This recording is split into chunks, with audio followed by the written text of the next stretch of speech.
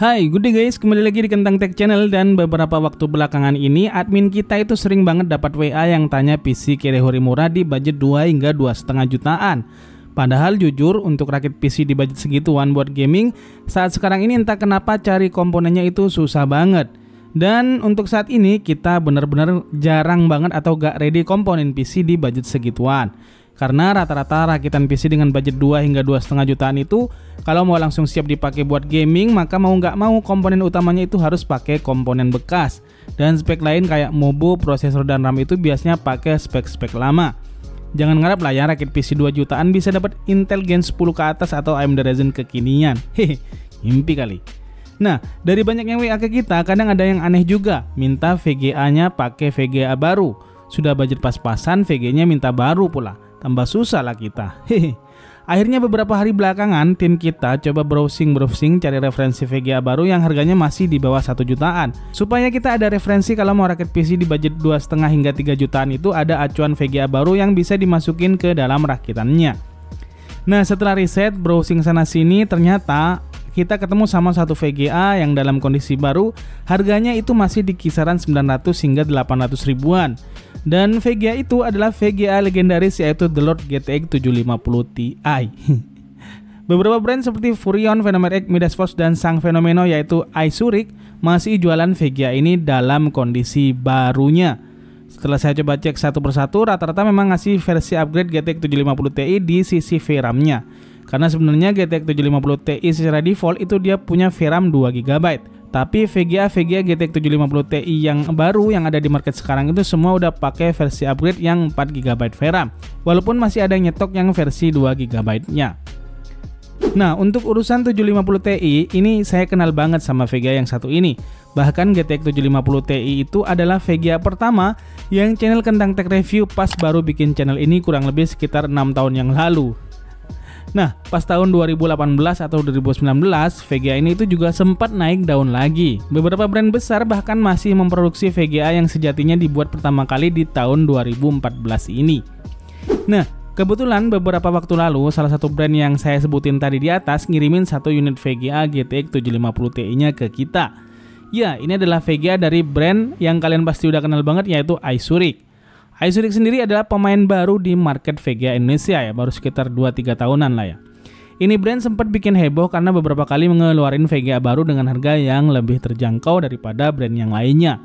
Walaupun memang kekurangan brand yang satu ini adalah dia ini entah kenapa nggak mau pakai distributor resmi di Indonesia sampai sekarang. Jadi sepertinya brand ini itu pakai gudang aja di Indonesia dan jualannya dari negara asalnya sana.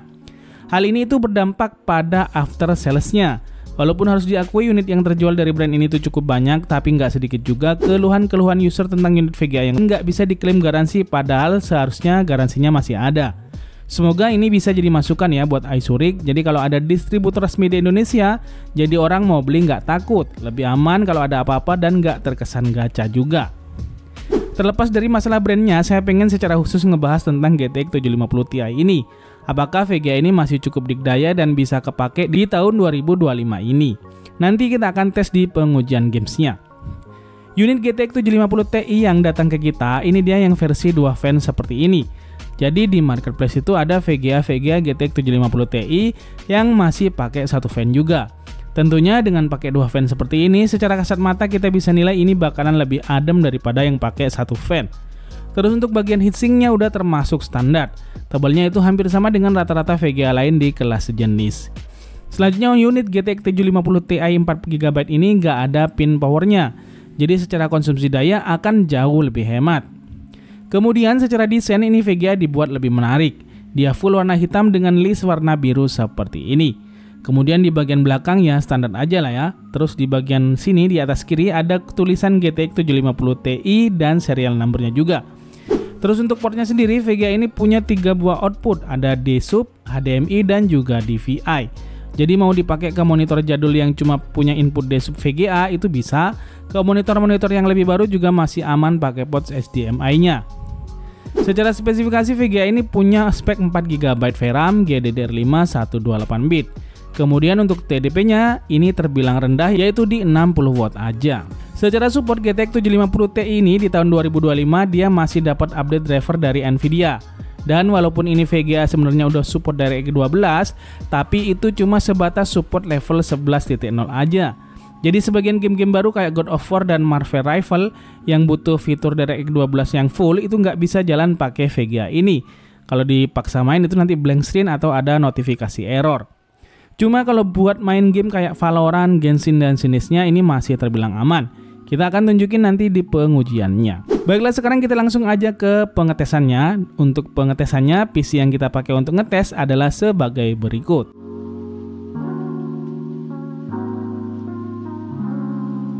Nah, kita akan tunjukin game yang pertama, yaitu game Cyberpunk 2077. Langsung game berat ya. Di sini kita main itu masih dapat 1080p dengan setting low dan FSR on. Hasilnya adalah seperti ini. Jadi di awal FPS yang kita dapat itu di kisaran 28 hingga 33 FPS. Kemudian pas diganggang itu FPS-nya bisa tembus di atas 50 FPS. Lantas ketika masuk ke kota, gamenya masih jalan aman di atas 40-an FPS. Dengan average keseluruhan yang didapat adalah di kisaran 44 average FPS. Terus kita coba juga game kompetitif macam Valorant. Di sini kita main di 1080p dengan setting rata kiri biar gameplaynya bisa maksimal.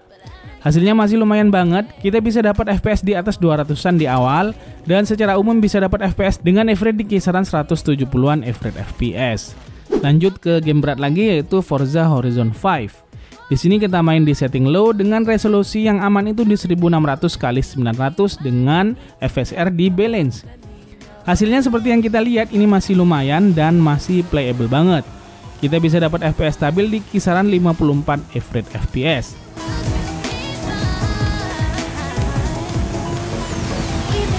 Lanjut kita tes main GTA 5. Di sini kita main dapat setting normal di 1080p dengan detail setting seperti yang kita tunjukin ini. Hasilnya masih aman lah ya dan enak banget gameplaynya. Yang mana kita dapat FPS di kisaran 55 average FPS.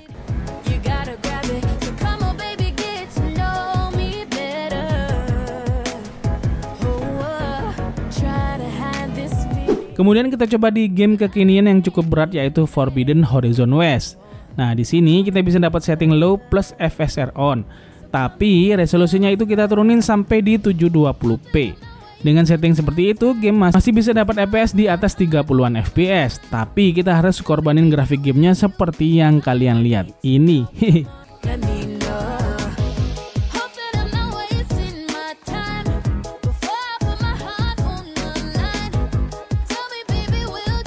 Selanjutnya kita akan tunjukin juga beberapa hasil pengujian dengan game yang lainnya. Selain itu kita juga tes VGA ini untuk main game-game emulator juga. Antara lain ada game 3DS, Wii U, PS2, PS3, dan Xbox 360. So mari kita lihat bersama hasil pengujiannya.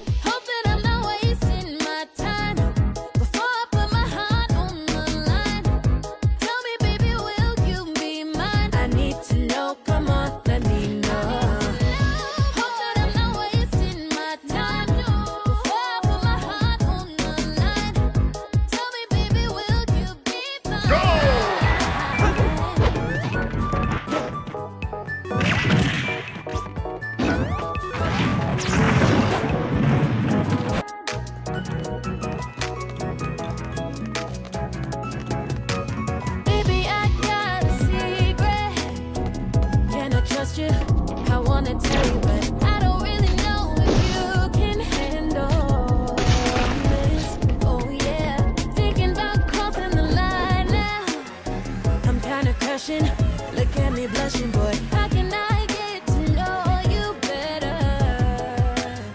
Oh yeah, try to hide this feeling, but I can't even play.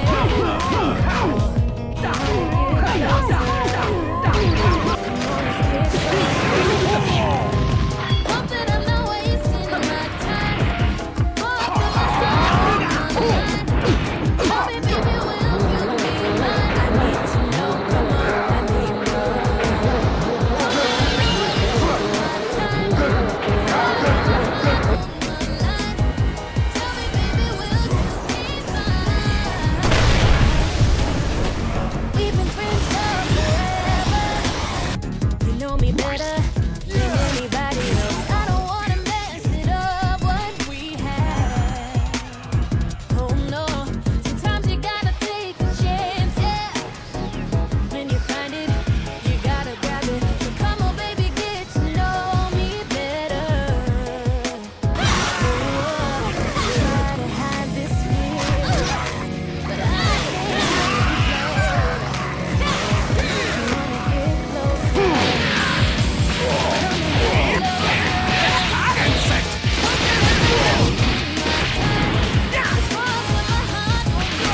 Dari hasil pengujian ini kita bisa lihat ternyata VGA ini untuk dipakai main game-game kompetitif masih aman banget. Beberapa game berat seperti Cyberpunk 2077, Forza Horizon 5 itu masih bisa jalan dengan playable banget.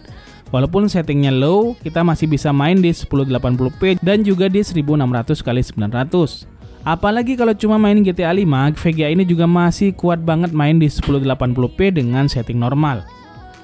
Tapi untuk beberapa game yang berat banget kayak Forbidden Horizon West dan Red Dead Redemption 2, kita harus korbanin resolusinya biar gamenya bisa playable.